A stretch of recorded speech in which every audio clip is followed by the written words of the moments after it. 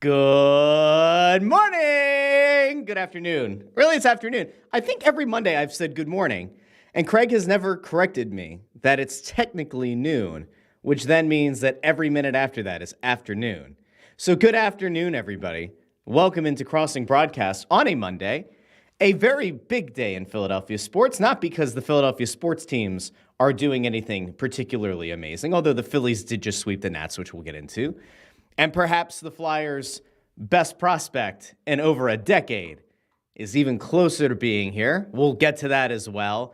But today is the absolute day where we sit back and we enjoy the fact Nikola Jokic is out. The New York Knicks are out. And the Braves got their teeth kicked in. Ronald Acuna lost a ball in the lights, allegedly. At least that's what the Braves announcers said. We have all that. Plenty more. Scottie Scheffler got arrested last week after a misunderstanding, and the memes that followed were some of the best we've seen in I don't know how long. It's been a long time. There was a NASCAR fight, which Craig will pull up at some point on the show as well. Big NASCAR fight in the pits between, was it Ricky Stenson and Kyle Busch? So that was something. So it's a Philly sports weekend, but also just sports adjacent. We're going to get into all of it today, and I want to thank everybody who's joining over on YouTube, on the Crossing Broad YouTube channel, as well as on Instagram Live, Facebook, X. We're going to call it X. We have to call it X. It's no longer Twitter. The domain is gone. It's only X. And if you love Twitter, it's very gone. It's very dead. Rest in peace, Twitter. All hail X. Throw up your X's.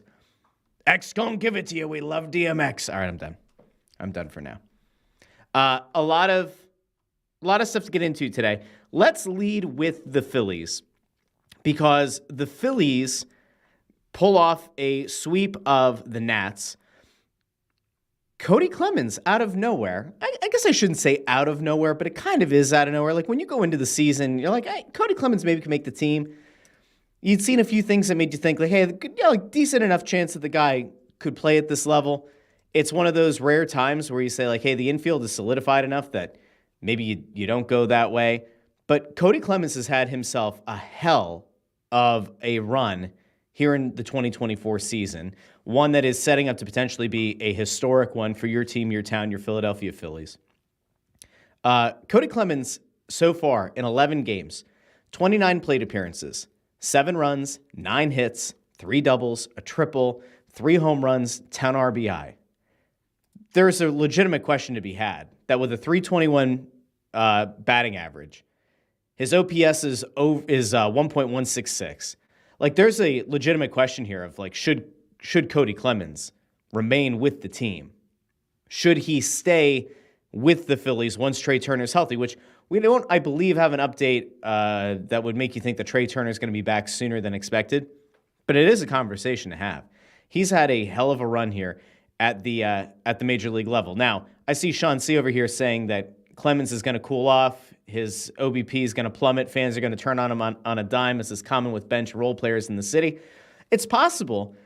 However, this city more than any loves the idea of an underdog. And this city more than any looks for a reason to get behind a guy who you don't expect anything out of. And I don't remember there being a ton of clamoring in spring training to figure out a way to get Cody Clemens in this lineup. He's blocked by both Stott and he's blocked by Turner. But he's a guy who I think fans can get behind. And listen, we talk about this all the time, right? But a major league player who doesn't necessarily like live up to the hype of their parent, Roger Clemens in this case, like isn't at that level, isn't near that level, but still makes it to the pinnacle of the sport, still makes it to the majors, or makes it to the pro leagues. He hasn't allowed that to get in his head. He has kind of, I think, adopted his role. He's accepted his role, and he's filling a much-needed spot in this lineup, a lineup that, quite frankly, thought that a Trey Turner season that was kind of trending towards MVP-ish, right, MVP consideration, I don't think anybody thought that he was going to hit over 300. I don't think that anybody thought that he was going to be, knocking out homers in the bottom of the ninth inning like he did on Saturday. He's been clutch. He's been effective. He had a good game again on Sunday. Nick Castellanos also kind of woke up a little bit on Sunday as well. Phillies routed the Nats. I'm not going to stand here and I am standing here. I'm not going to stand here and say that Cody Clemens needs to be a starter for this team when Trey Turner gets back. There's nowhere for him. But he does have to be like in serious consideration to be a guy who stays up with the big league club. Now, if Chauncey is right, and we see Cody Clemens come back down to earth over the next week, 2 weeks, however long until Trey Turner's back, and he goes back to being a guy who looks like maybe he is going to be a tweener between the AAA and the Major League club, well, then okay, fine. Like, then you reassess. But for right now, it's a really good spot to be in. And listen, I think there's another element to this. There's probably another reason why he's finding the success that he is. And that's there are no expectations. Like I said, the expectations for Trey Turner's replacement are going to be almost historically low because no one expects the guy to come in and produce in that same way. It's kind of like if Nick Castellanos goes out for an extended period of time, which you obviously hope he won't. But if he were to go out, you say, all right, Castellanos has been very up and down. In theory, he could have 30 home run power. He could have 100 RBI productivity. He could be a 300-ish hitter. And you say, like, hey, we have a fourth outfielder who's, like, young, who we think can grow into a role. There might be, like, a little bit of an unrealistic expectation that that next guy up should be able to produce more consistently than Nick Castellanos. Maybe doesn't reach that 30-homer pinnacle or doesn't reach the 100 RBI milestone comparatively, right, like pacing-wise. But, like, I think usually we would say, like, you would expect an outfielder to have a certain level of production. In the case of the guy who replaces Trey Turner, I don't think that's where we were at. I think everybody would have been happy if Clemens had come in and he was hitting 8th or 9th in this lineup and he was hitting, like, I don't know, 240, you'd probably say is okay. And if he's getting you a clutch hit or two at the bottom of the lineup, you'd be thrilled. But he's outperformed that. And so while I totally understand the sentiment that, you know, it's entirely possible that he comes back down to earth and the fans turn on him, I would just maybe preach a little bit of caution here. You know, maybe you allow yourself as a fan to believe in the guy a little bit, to continue to support him, and hell, maybe he turns it into something. Now, I did look this morning because, as we've documented here, I haven't been as locked and loaded on the Phillies in the last couple of years as I had been when they were, I shouldn't say the last couple of years, haven't been as locked in. There was like that 7-year period where I kind of fell out of the loop entirely, as a lot of fans did. I didn't realize that Clemens was 28, which again, doesn't mean that he like doesn't have a few good years in him, but it's not like he's a 22-year-old that you just didn't expect anything out of. And now all of a sudden it's like you've found something that could be something to build on. You have Stott, who's played really well. You have Turner, who's going to come back and was in MVP form. Now you got Clemens added to the mix. We'll see. Let me know in the comments what you think. Is there a chance that Clemens is going to force Rob Thompson's hand, force the hand of Lyndon B. Johnson himself, and make him keep him, and I guess to some extent Dombrowski, to keep him at the major league level? Rico is advocating for steroids. Says never say never. Just give him some roids. I mean, I guess if there's a guy you're going to give roids to, give it to the 28-year-old journeyman who has had like a nice little run here. But I'm not there. Not now. Reed DeFord checks in over on YouTube. Hey, Reed. Says, I think he solidified his September call-up for the October roster. I think you're probably right. Obviously, it's a very long season. Still remains to be seen how this is going to play out over the next few months. But if he continues to produce at the level or anywhere close, like, look, if I'm not going to throw out raw numbers. Let's just go off of, like, pacing, right?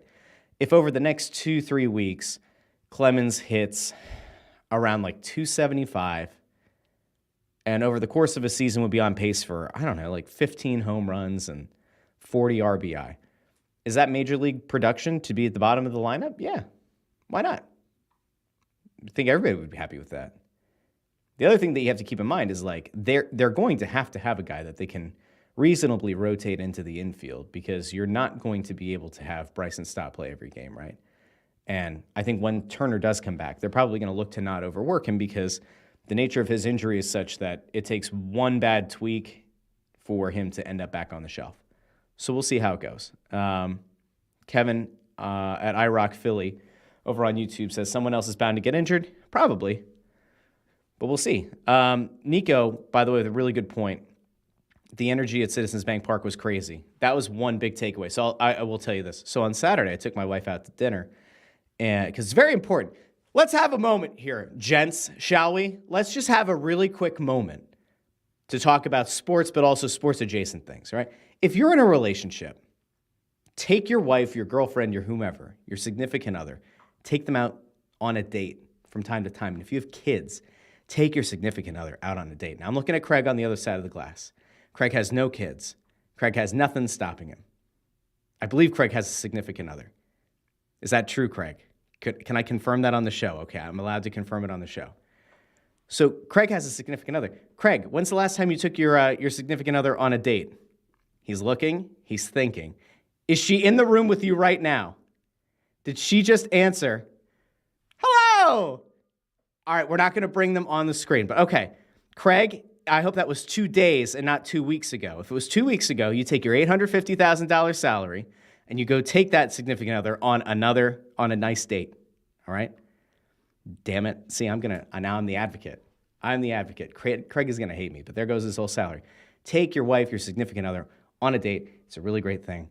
It's good. Anyway, we're at dinner, and the Phillies game is on, and we were watching the Preakness. Preakness popped up. And as the night's kind of going on, we're monitoring the Phillies game. We're not actively watching it as we're out to dinner, but bottom of the ninth, we're both locked in. And I'm like, 2 outs. Clemens is up. I don't know, maybe he'll get his moment. Like maybe he'll get that moment that kind of pushes him forward, kind of elevates. It's like one of those, when you look back at the Phillies yearbook, right, at the end of the year, when they go back over like the biggest moments of the season and you're like, hey, do you remember the start of the year? Phillies were on this historic pace. You have no idea what's going to happen at this point, but like as of, the middle of May, historic pace, all that.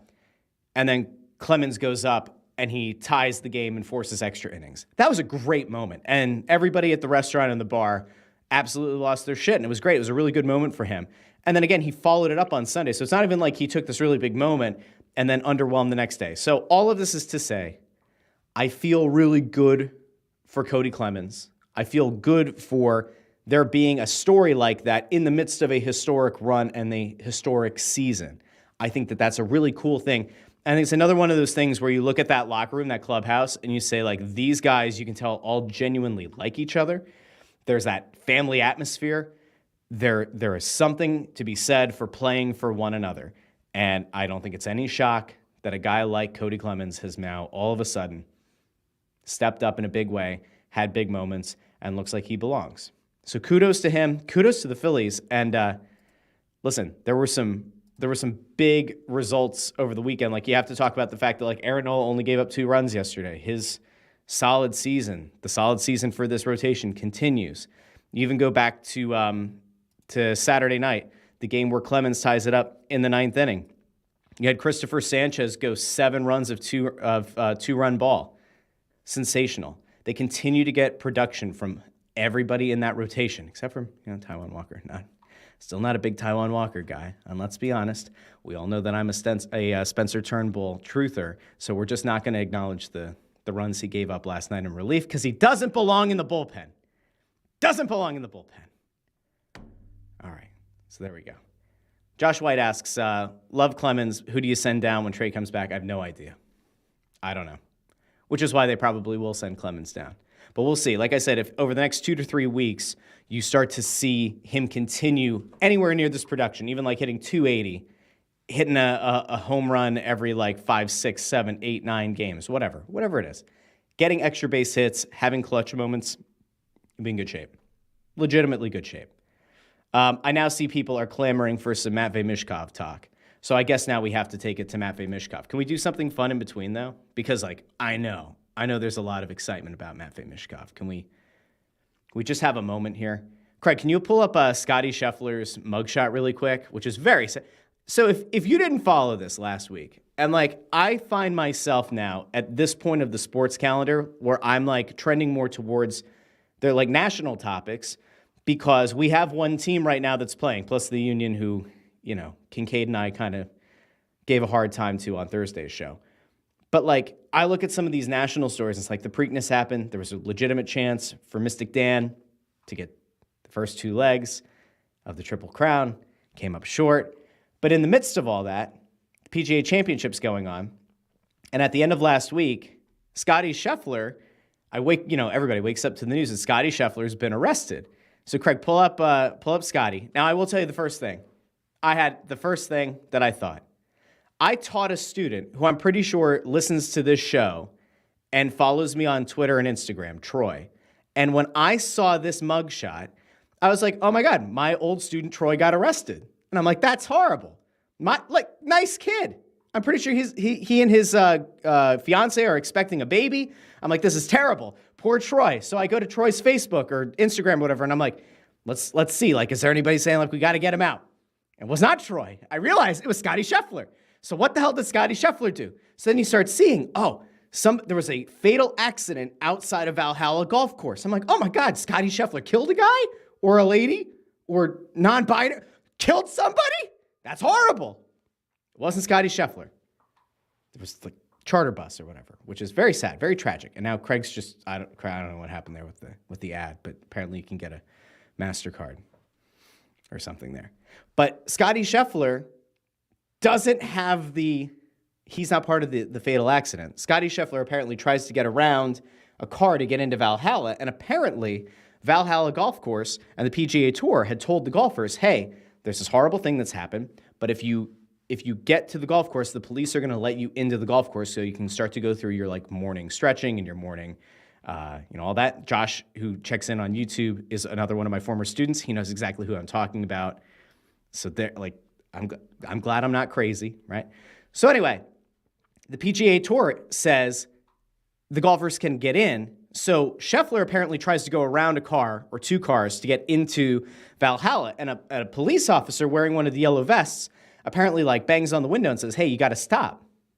And I guess Scottie Scheffler thinks, oh, this is a fan, like a crazed lunatic fan trying to get an autograph, drives 15 to 20 yards, pulls in, they arrest him. And all of this is documented by Jeff Darlington of ESPN, who's filming the arrest and providing all of this context as an eyewitness, and then says that after they take Scheffler away, and Scheffler says, can you help me? The police officer walks over to Darlington and says, hey, can you give me the name of the guy we just arrested?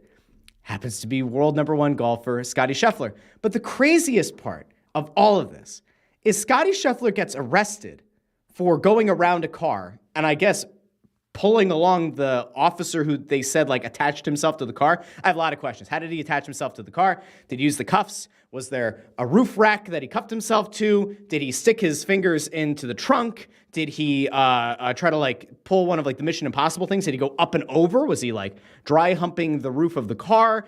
Did he wedge a foot into the handle? I have a lot of questions. None of them have been answered yet.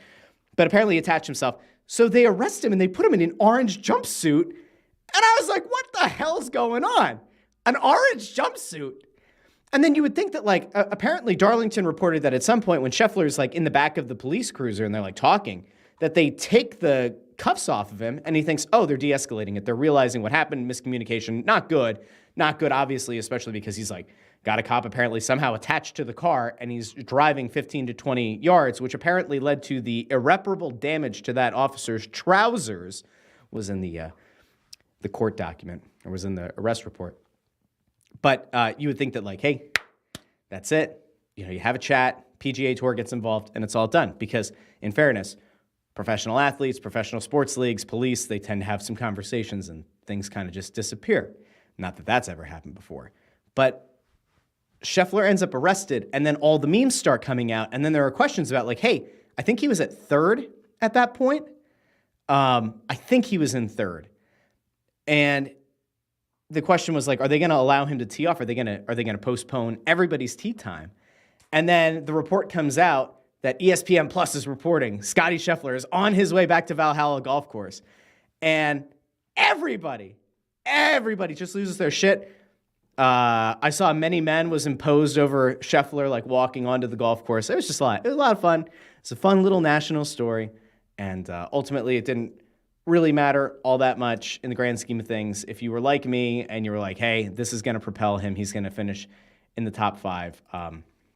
That did not happen. Finished in eighth, tied for eighth in the tournament. So it didn't lead him to some majestic moment, but it was still a pretty funny story. I want to get to the NASCAR fight later. But first, we have to get to Matvei Michkov. I've now forced Crimson Cade to wait for too long and a bunch of these people to wait for too long. So let's talk about something that's legitimate, something that is a really big deal for a Philly sports team, your team, your town, your Philadelphia Flyers. Matvei Michkov. The rumor came out over the weekend that his contract with SKA St. Petersburg was going to be terminated. That contract runs through the end of 2026. And the thought was, oh my God, does that mean he's coming? Is it happening? And listen, we've now run into this a few times with Russian players or players that play in the KHL and coming to the U.S., and it's seemingly coming out of nowhere. So we can go back to a couple. Alexei Kolosov is from Belarus, played in the KHL. There were a lot of questions about whether or not he would come over at the end of the year. When we had Keith Jones on Snow the Goalie on the Press Row show, a month and a half, 2 months before the season ended, he said, we have a lot of goalies in our pipeline, a lot of Russian goalies. Some might be here sooner than later. I think the implication was Kolosov would be coming over, and he did. Then over the weekend, the rumor comes out, Kolosov might go back to Belarus because he's homesick, or maybe it's because he's not happy that Ivan Fedotov is here, has been signed to a multi-million-dollar contract, and now Kolosov is blocked. Could it be that? Is he unhappy with how he adjusted to the North American game? Does he feel like he was put in a position to fail because he only got two starts, didn't start at all for the Phantoms in the postseason? All that. There's a lot going on with Kolosov. And then we, of course, know the story, if you're a Flyers fan or you're even remotely aware of what happens in Flyers land, that Ivan Fedotov was signed to a contract by the Flyers 2 years ago. They put the picture out with him in the Flyers hat, he was supposed to be coming over.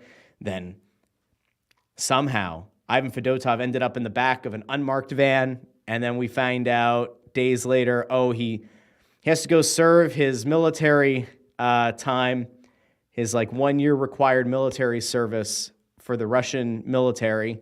And then it's oh my God, he's gone. The agent at that point, I think, put something out about fear of some foul play, not being able to communicate with his client. All that was not great. And then he apparently signs this contract to play in Russia again. It seemingly invalidates his deal with the Flyers. It goes to international court, the IIHF. They rule that he and the KHL have broken the terms of employment because he was supposed to play for the Flyers. It was a binding contract, and they're violating it. They then sanctioned that team, and they sanctioned Fedotov that he couldn't play in international tournaments. And then this past year, out of nowhere, there's the report that they might terminate Fedotov's last year of his contract, and that would mean that he could come over and play with the Flyers if he wants. And then, as we all know, within 2 days, Fedotov is stateside with all new pads in the midst of a playoff push. And it's holy shit, this thing that we never thought was going to happen is finally happening. It all kind of plays back into what happened over the weekend and what could very well happen here in the next week or so, which is the rumor that Matvei Michkov could potentially be coming to the U.S. far sooner than expected. So I'm going to roll with two things here that Craig pulled up. One is an Anthony tweet, and one is from Hockey News Hub. Now, I will say this. I know that I am a jackass. I get it, okay? There are times that I am 100% certifiably a jackass. Craig is laughing. That's $20,000 off the salary. Very sad. Hate to see it. Why do bad things happen to good people? But Hockey News Hub, whoever this guy is, has done a very good job of keeping the U.S. audience aware of what's happening in the KHL, has been at the forefront of Kolosov news, has been at the forefront of Fedotov news, has really been on it. And if we go back a few years, there was the NRD guy, NHL Rumors Daily, who we actually did meet and we knew was plugged in with a number of teams. So I'm not going to say that nameless accounts are always full of shit, okay? Sometimes they do provide real stuff. Crimson says you're not a jackass, you're a real, you are real. I think it's supposed to be dude, but it says dud, so I'm you're not a jackass, you're a dud. And I think that's why Craig pulled it up. A real dude. See, there we go. Love Crimson Cade. Crimson Cade, you can come back anytime. But I look at this Hockey News Hub thing and I say, because of the past precedent they've set here with being at the forefront of some of this KHL news, translating it, and putting it in front of the American audience, I'm going to say, like, this person is at least aware of what's happening. At the very least, is monitoring this stuff and is relatively on top of it.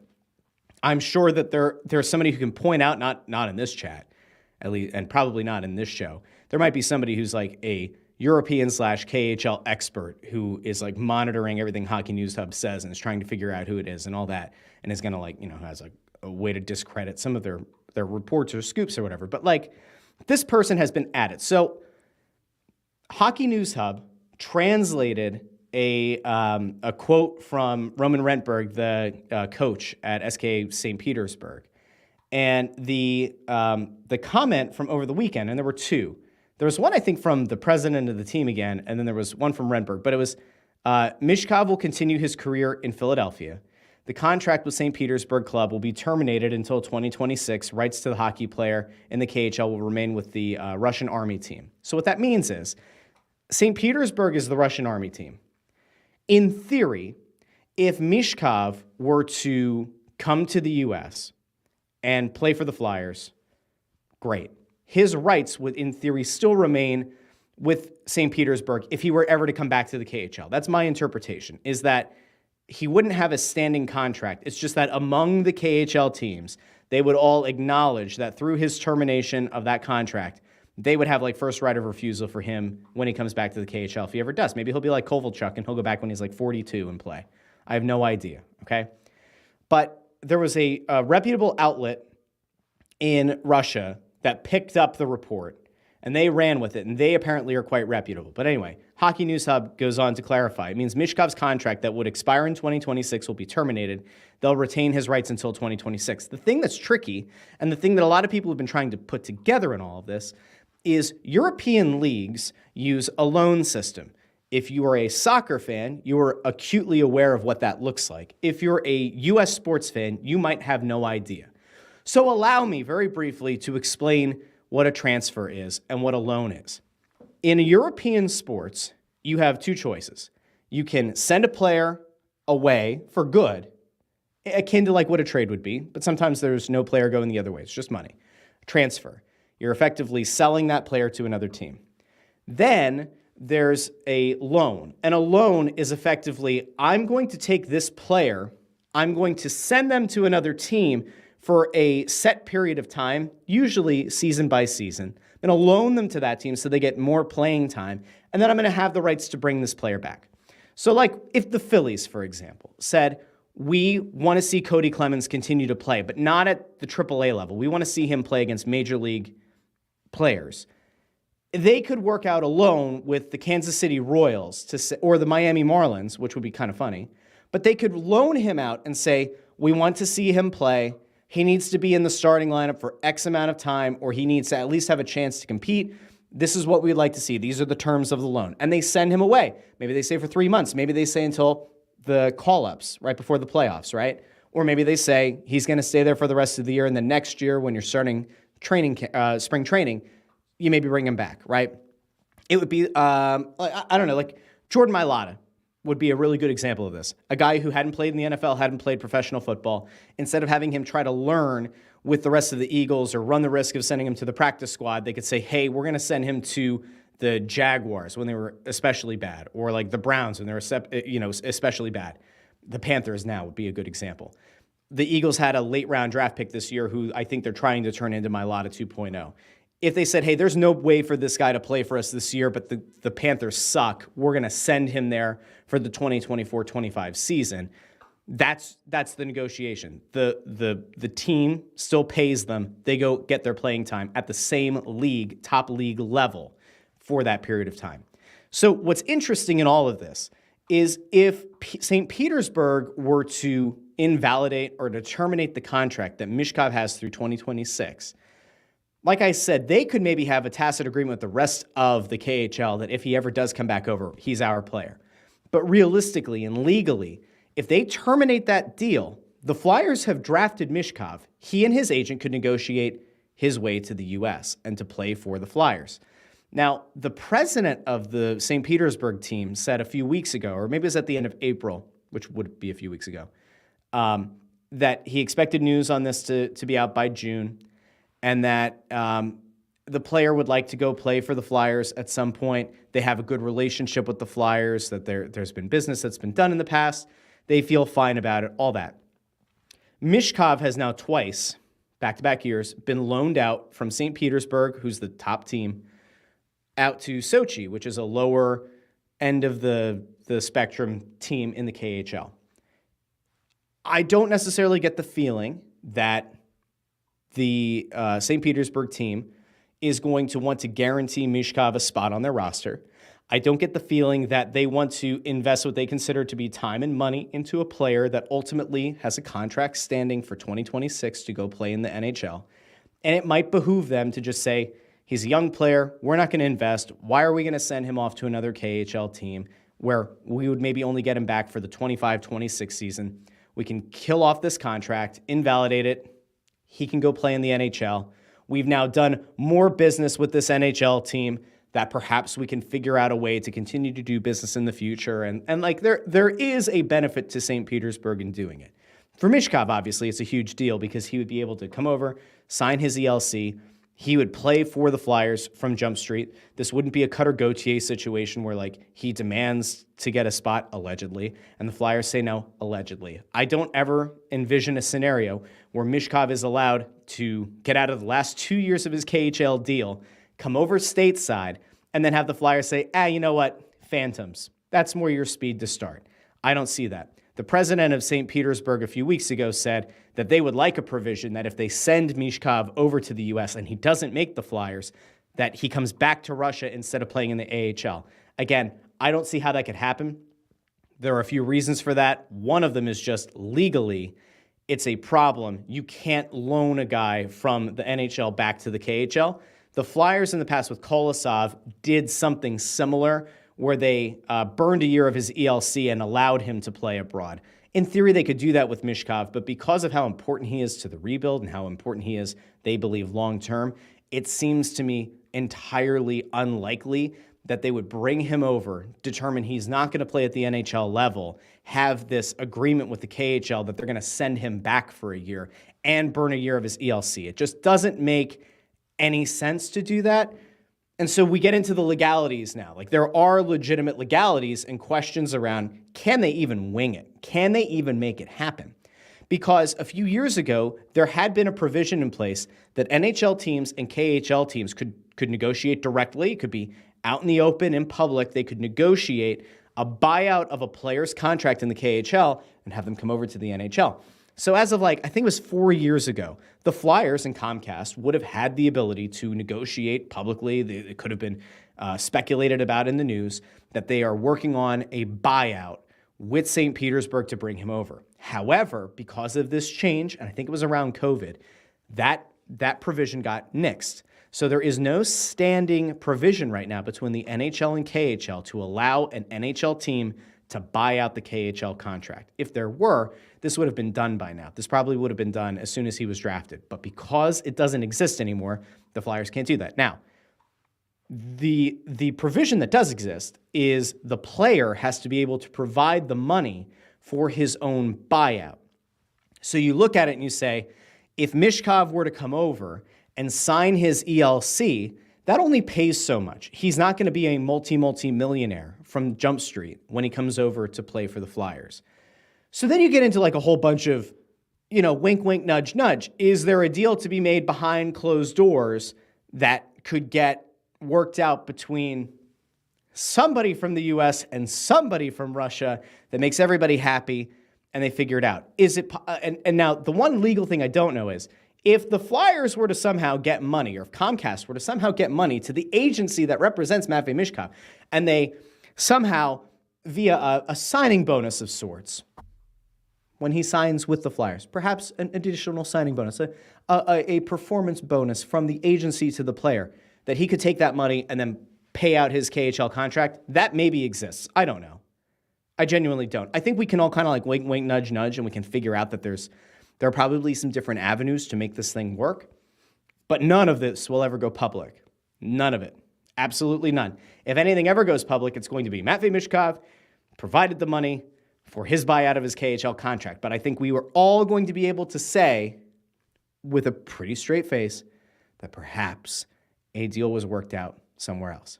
Now, if Michkov comes over, does it fundamentally alter what the Flyers are doing? Does it change their plan going forward?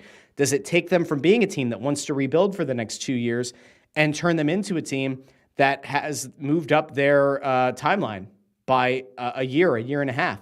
It could. If you look at the Flyers roster, there are legitimate issues. We all know that, right? There are legitimate concerns with the locker room and how they reacted to the benching or the scratching of Coots, and how the locker room maybe feels about the head coach. There are legitimate things where the coach is older. There have been rumors in the past, there were when he was with Columbus, and since he's been in Philly, that maybe he'll want to move up at some point into the front office, move upstairs. Perhaps Brad Shaw, his assistant coach, could move in and be the head coach of the team. Craig Berube's now off the table. He goes to Toronto. Rod Brindamore's name has been thrown around. Hurricanes are out. Could potentially Rod the Bod end up back in Philadelphia? Seems quite unlikely, but who the hell knows? If he were to hit the open market, I guess that's a question to have. I'm just not sure. Okay, so there's that part of this. Does it change their timeline? Maybe. Crimson Cade says, stay the course and rebuild. I think that having Matt V here will entice UFAs to maybe signing here. Could be correct. Connor points out something that I think it was Flyers Nation caught that I don't see anymore, so maybe he was alerted to the fact that it was public. But Flyers Nation put out that on the BR Open Ice Instagram post that threw out the idea that Michkov could play in the U.S., play for the Flyers. Michkov liked it on Instagram.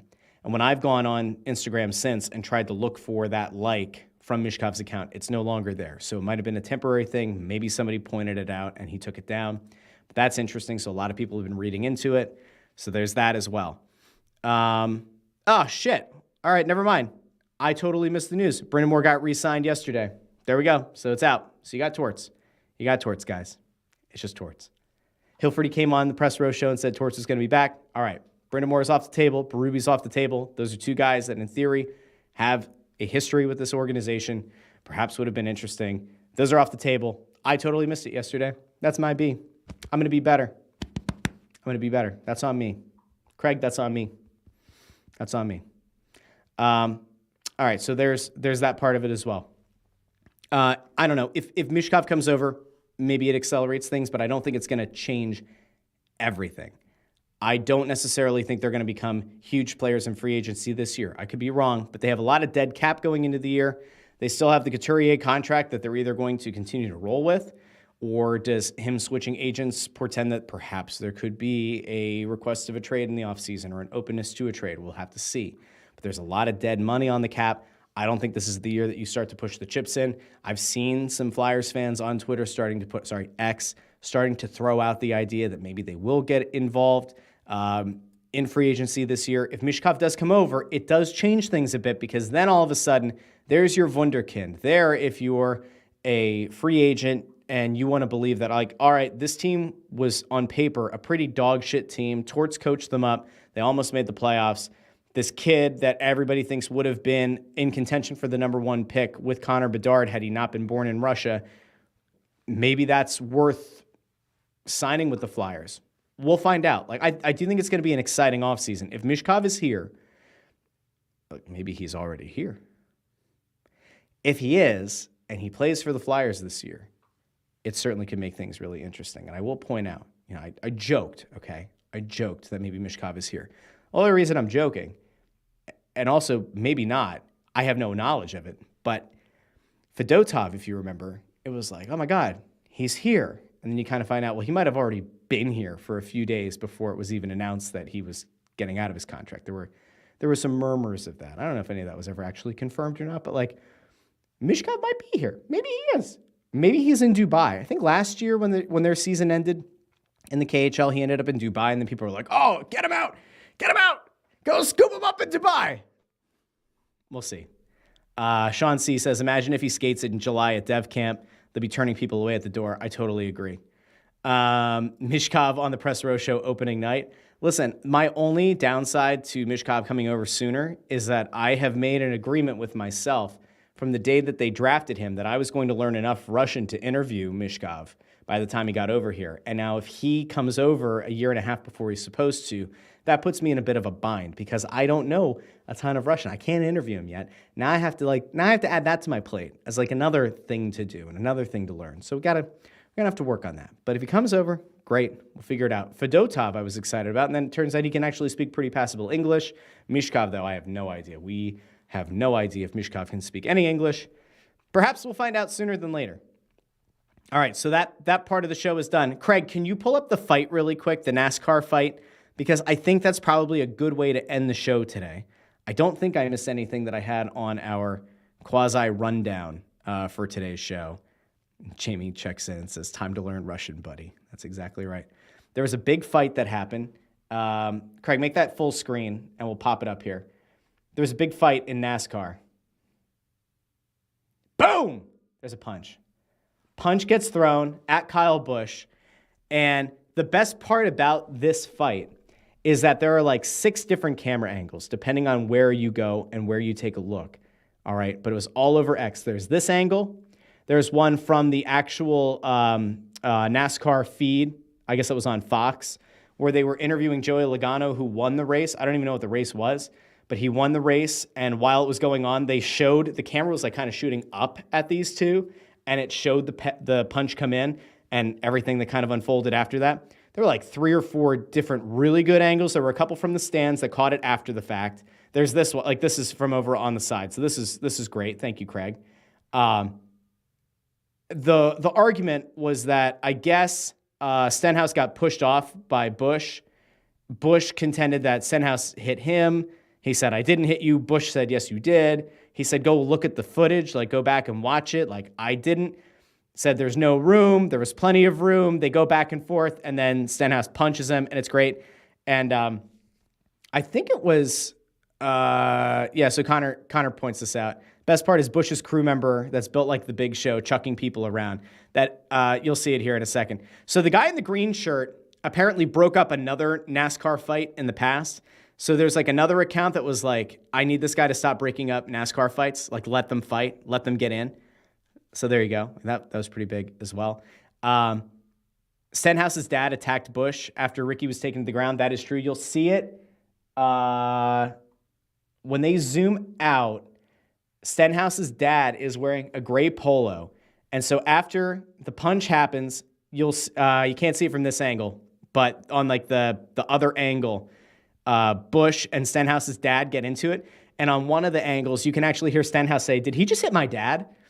So anyway, listen, like I said, this part of the year, I am more than happy to talk about all the Philly sports stuff. But there are some national stories you have to talk about. Scottie Scheffler looking like my student in a mug shot. That's great. This fight, also great. We're here for it. Oh, I do remember what the other thing I wanted to talk about really quick. Reed DeFord also checks in here. Most people forget that most crew members are former D1 linemen. That man was blocking for his life. That's exactly right. There was a guy who shoved another dude, like I guess from one of the other teams, off the back of the truck. Said, get off this truck! Shoved him down. I do remember the last thing that I wanted to say. So I kind of alluded to this at the start of the show, but like the NBA playoffs have now concluded round 2, and the Knicks are out, which is whatever. I do think that the Knicks and the Celtics would have been a better series, and maybe the Knicks would have given the Celtics a run for their money, and it would have been, as we all know, I hate Boston teams more than I hate New York teams, and so I would have loved to have watched Boston melt down and listened to Bill Simmons on the Ringer Podcast Network, brought to you. Like, I would have loved to have watched the Knicks like take the Celtics to like 7 games and had all those people like lose their shit. But I'm going to go to the other side. I want to go to the West Coast, exactly where Ford is, where he's going with it. If you watched Game 7 of Timberwolves Nuggets last night, let me know in the comments. But I watched that game, and the start was rough. Okay, it was rough, and there are plenty of things that you can take away from that series. The Wolves go up 2-0. The Nuggets roar back to take a 3-2 lead. Everybody thinks that Anthony Edwards and company are dead. Everybody goes back to shitting on the Rudy Gobert trade, which I still contend is a bad trade. Like, the amount of assets they gave up for him is nuts, unless they win the title, in which case I guess it was worth it. But The Wolves win game 6. They go back to game 7, and it was a 20-point lead that the Nuggets had. And I think it was a 14-point lead at halftime. Previously, the biggest game 7 deficit ever overcome at halftime was 11 points. The Wolves were down 14 at half, and I get that the game was late, and so maybe not everybody watched it, but you got to see why so many people make the comparison of Anthony Edwards to being like a young Michael Jordan. And remember, he said like a week or two ago, I don't want to be compared to Michael Jordan. I want to be my own Anthony Edwards, which is a wonderful quote. But like, he's a very likable guy, it appears. He waved bye to the Nuggets fans as time was ticking down, which Jokic didn't like, which is totally fine. I guess we can also point out that Jokic has never beaten a team in the playoffs that has had more than 50 wins in the regular season. We just won't talk about that. We won't talk about the fact that last year on route to an NBA title, he beat a bunch of shitty teams. But we won't talk about that. It's totally fine. No big deal. Low-seeded teams. It's totally fine. Who cares? Anthony Edwards looked really good, figured out ways to get himself involved in that game when his shots weren't dropping. He stepped up in a big way. Karl Anthony Towns, who I've been very critical of in the past, who I still think, like when Joel Embiid and Karl Anthony Towns meet, Embiid eats his lunch.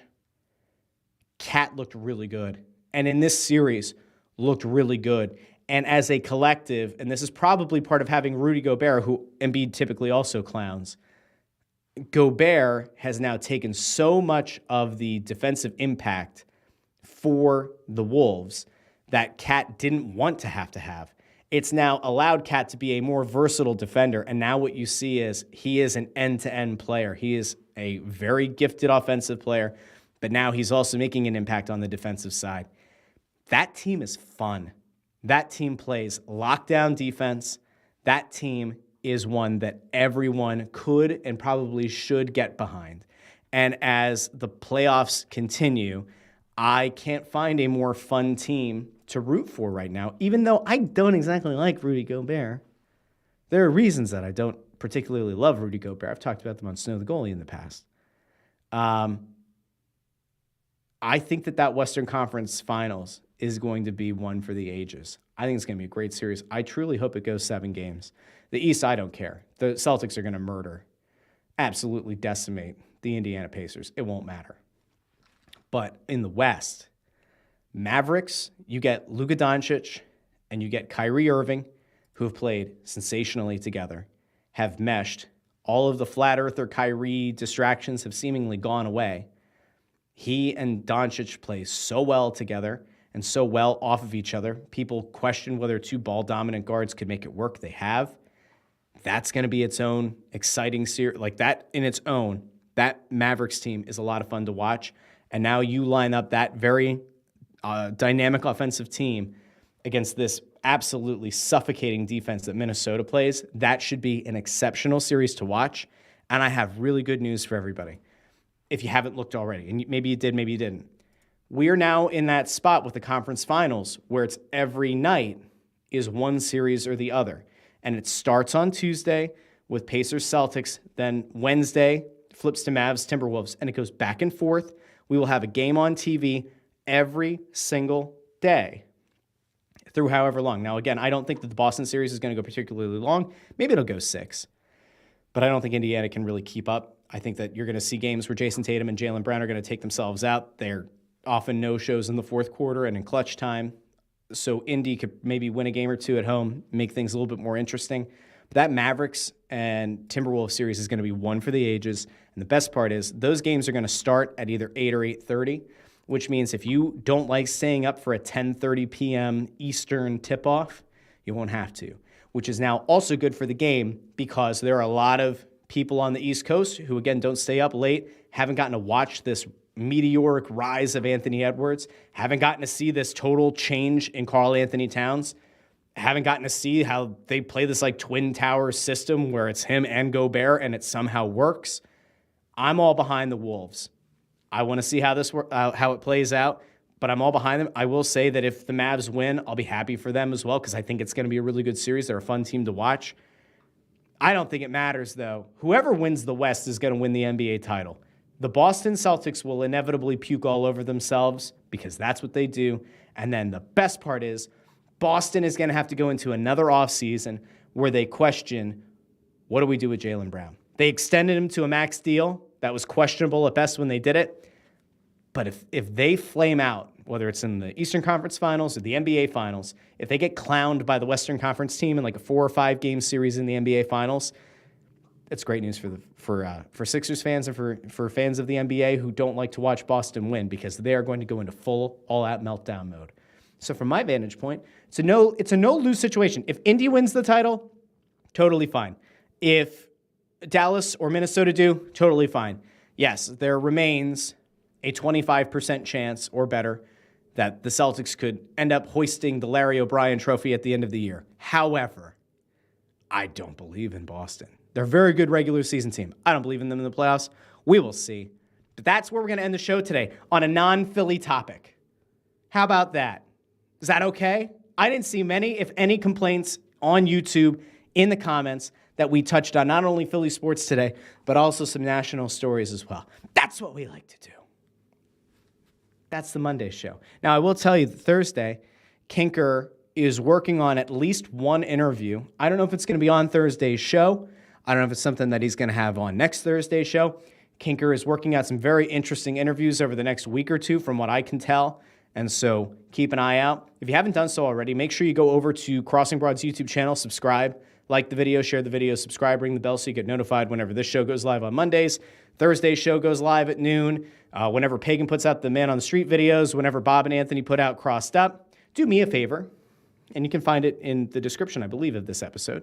But do me a favor, go subscribe to the other shows that I do. Snow the Goalie is on YouTube and Pandora and Spotify and Apple Podcasts, just like Crossing Broadcast. There's the It's Just Wrestling show. There might be something else coming at some point in the not too distant future that I'm kind of excited about. I'm contemplating whether or not I'm going to go through with it or not. But if I do, it's going to be a lot of fun. Maybe I will talk to a lot of you. Maybe we'll have a slightly different interaction here on the YouTube, but we'll see. So do me a favor, follow all those shows. You can find the links in the description of the episode. You can interact with me over on Twitter at JoyOnBroad. A big thank you to everybody who tuned in live on YouTube, Instagram Live, Facebook, X, and everybody who listens after the fact in the podcast feed. If you haven't done so already, go over to Apple Podcasts, leave a 5-star rating, because that's important, but also leave a review. Let us know your thoughts on the Monday show, on the Thursday show, on both. Drop them. You leave a 5-star review, even if it's negative. If it's positive, we love it. If it's negative, whatever. If it's constructive criticism, that's also fine. I'll read it on the show. You leave a 5-star review, I'll read it on next Monday's show. And I think that's it. Oh, if you're on Spotify, you can also leave a 5-star rating. Go to the Crossing Broadcast show page, and just under the logo, you can leave a little review there, a little rating. So do us a favor and put 5 stars there as well. And Snow the Goalie, as Josh kind of points out here, excited for the next Snow the Goalie pod. We are not going to speculate on the Michkov thing in the next day or two unless we get confirmation. We will do a show this week in the Snow the Goalie feed, but we don't want to recklessly speculate. We have that like weird thing. I will say that this is like where I and my co-host maybe differ a little bit. I sit back and I say, hey, that's something that people get really excited about. Let's talk about it. One of my co-hosts is like, I don't care until he's here. And then another one who's like, well, you can't speculate. We're partnered with the team. It looks like the team is, telling us that he's coming over. And I sit back and say, you just do a little disclaimer right off the top. We don't have this confirmed, but let's have a conversation about it. So we'll see. We'll be back with Snow the Goalie later this week. If we get confirmation today that Michkov is here or that they're terminating the contract and he's signing his ELC with the Flyers, we will certainly cover it. In the event that they, out of nowhere, like pull off a press conference or something, and they live stream it, we'll stream it on the Snow the Goalie accounts as well. And you can see here, Craig pulled it up. I put out the obligatory joking tweet yesterday. Just saw Matvei Michkov at the Phoenixville Wawa asking if they'll put the hash brown inside his breakfast burrito. And then this guy, Owen, photoshopped Michkov in front of a Wawa.